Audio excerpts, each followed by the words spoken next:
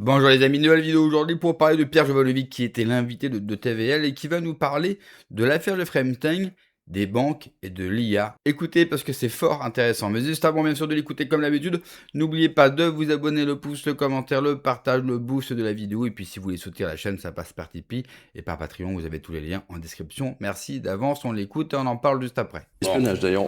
Et maintenant, l'intelligence artificielle, est-ce que selon vous, est-ce qu'il y a un dénominateur commun entre ces trois thématiques, les banques, Epstein, l'intelligence artificielle? Est-ce qu'il y a quelque chose qui se dégage? Ah bah clairement, vraiment clairement. Alors là, je vous invite à aller sur quotidien.com de cette semaine. Hein, ça a été mis en ligne lundi. Enfin là, ça va sortir dans quelques jours. Ça s'appelle. Alors non, c'est pas mon papier. Enfin, comme je l'ai écrit, c'est moi-même. Hein, c'est pas une IA, donc je l'ai dans ma tête. Parce que quand les gens utilisent l'IA pour écrire des trucs, après, mais en fait, ils ne savent même plus ce qu'ils ont écrit. Et le piège, il est là. C'est-à-dire qu'ils se font piéger, littéralement. Voilà. Alors, en fait, Lynn de Rothschild, qu'on salue, grande amie d'Epstein, donc vous voyez qu'il y a un dénominateur commun, ça répond à votre question. Alors, quel rapport, effectivement, entre l'IA, Lynn de Rothschild? Bah si, il y a même un rapport tellement effrayant. En fait, Lynn de Rothschild avait expliqué, il y a déjà 2-3 ans, dans différentes conférences... Ouais. Il y a 2 ans, sur CNBC, elle avait dit ceci: la démocratie n'a plus de raison d'être, les pays doivent être dirigés par l'IA et par un groupe limité de personnes éclairées. Éclairé. Alors, ça lui a échappé, c'est très lacanien, c'est très freudien. Ça doit être le peuple des Lumières, hein, puisque ça l'éclaire, forcément.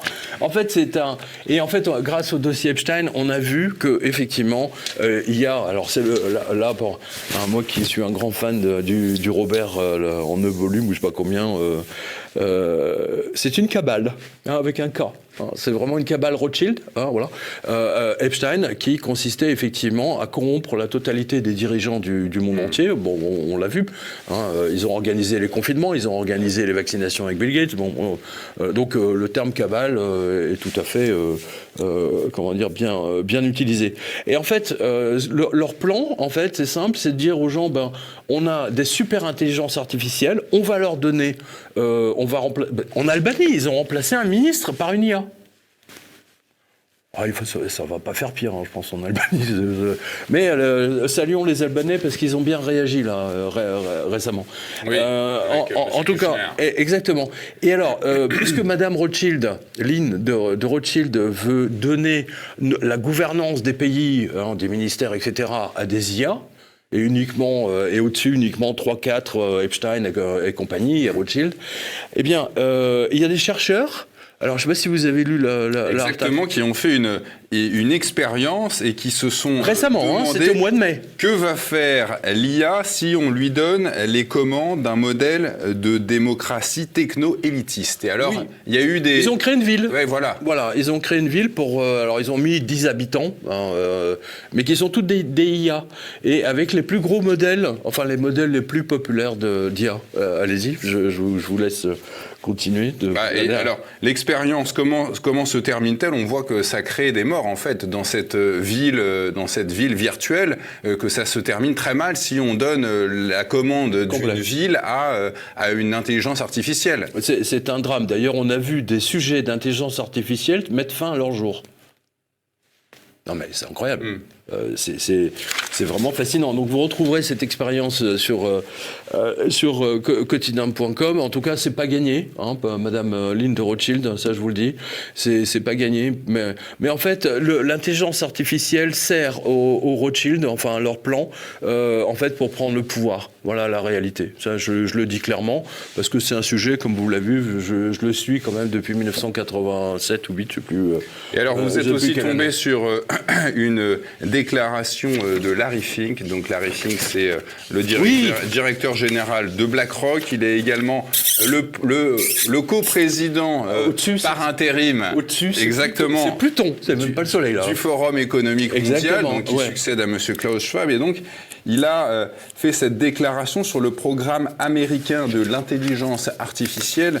Il déclare ceci: l'épargne des gens ordinaires ainsi que leur épargne retraite, soit des trillions de dollars, seront utilisés pour pour construire des data centers et des infrastructures électriques pour les besoins de l'IA. Exactement. Donc on se rend compte que en fait notre épargne va payer cette infrastructure intelligence artificielle, mais qui va au juste détourner cet argent vers les structures IA. Alors, votre question est d'autant plus pertinente que Macron a fait son salon récemment, Choose Friends, je sais pas comment il appelle ça.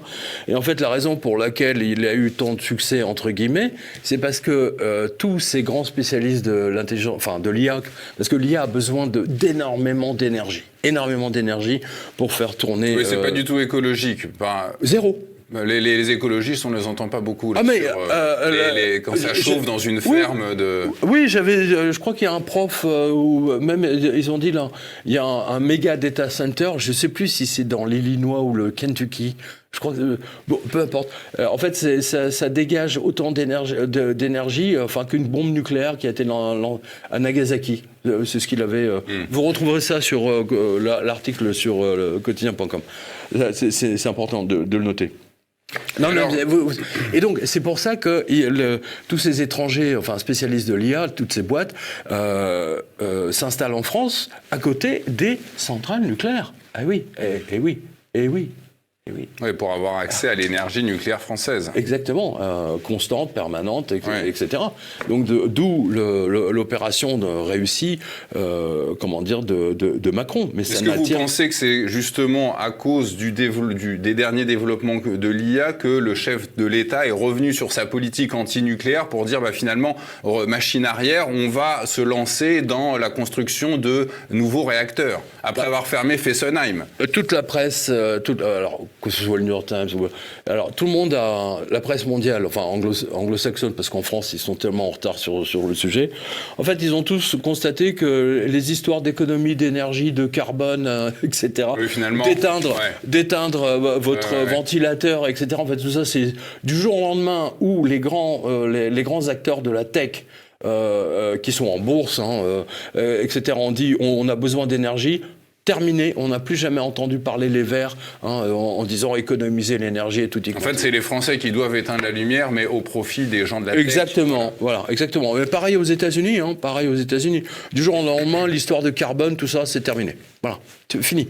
Parce que les intérêts stratégiques industriels américains sont en jeu. Et ça, c'est pas la première fois que je le vois. IBM, à un moment donné, avait tenté maladroitement d'ailleurs, de ne plus fabriquer d'ordinateurs compatibles avec son nouveau système, et ça l'a ruiné. Voilà, ça l'a ruiné. Il a même été obligé de vendre la totalité, que ce soit les portables IBM ou les gros ordinateurs IBM, les serveurs, etc. Ils les ont vendus à Lenovo en 1999, aux Chinois. J'ai trouvé cette phrase également, Pierre Jovanovic, dans votre revue de presse. C'est donc celui qui aura la plus grande puissance de calcul qui gagnera. Mais alors celui, c'est qui? Est-ce une entreprise? Est-ce un État? Et puis qui gagnera? Mais quoi? Ah non, mais celui qui gagnera, c'est celui qui a le plus d'électricité, en fait. Ouais, non, mais c'est un État, la course, elle est entre les États-unis et la Chine aujourd'hui. Exactement, c'est comme la course spatiale dans les années 60-70. Entre l'Union soviétique et exactement, et les exactement. Mais là, si vous voulez, cette course, elle concerne tout le monde. Je vais vous expliquer vraiment pourquoi, parce que c'est très simple. En 1994-13, vous vous souvenez, vous n'y êtes pas né, mais... Si, quand même, depuis 10 ans. Voilà. Il y avait la bulle, Internet. Tout le monde, on parlait Internet, Wanadoo, et patati, patata, 93. Voilà. Et puis, la bulle Internet, et puis ça a volé dans les airs, d'accord? Mais à l'époque, il y avait très peu de gens qui avaient des ordinateurs chez eux, des IBM, etc. C'est des cadres supérieurs, des journalistes, voilà. Mais les gens normaux, les citoyens qui n'avaient aucun rapport avec ça, il n'avait pas. Voilà. La grande différence, c'est que maintenant, en 2026, tout le monde, quasiment, a un PC, un ordinateur, un Apple chez soi. Je veux dire, vous pouvez rien faire. Vous pouvez pas faire vos déclarations d'impôts, acheter un billet vous ne pouvez... Aujourd'hui, si vous voulez acheter un billet de train, Bon, c'est soit sur votre téléphone, soit sur votre PC, voilà. Mais pas en gare. Hein, ou alors, comment dire, pas aux heures un peu bizarres, quoi. Voilà. Certains peuvent le déplorer. Il y a des gares qui sont fermées, hein. Il y a des gares qui sont fermées. Ce changement de société, on voit tous les gens maintenant dans le métro complètement hypnotisés par leur écran. Enfin, je veux dire, dans les années 90, les gens lisaient des livres. Les gens lisaient encore des livres, oui, tout à fait. Et se regardaient et se parlaient, quoi. Exactement, tout à fait. Donc, ce que je voulais dire, c'est qu'aujourd'hui, tout le monde est équipé. Et donc, ce qui vous explique pour le meilleur succès, et pour le pire, quoi. Voilà, le succès de ChatGPT surtout et de Claude. De Claude. Alors Claude, c'est en ligne. Vous pouvez aller en ligne. Vous avez, et moi, je vous conseille, prenez l'abonnement pro parce que toutes les versions gratuites ne servent à rien. C'est juste pour appâter le client, grosso modo.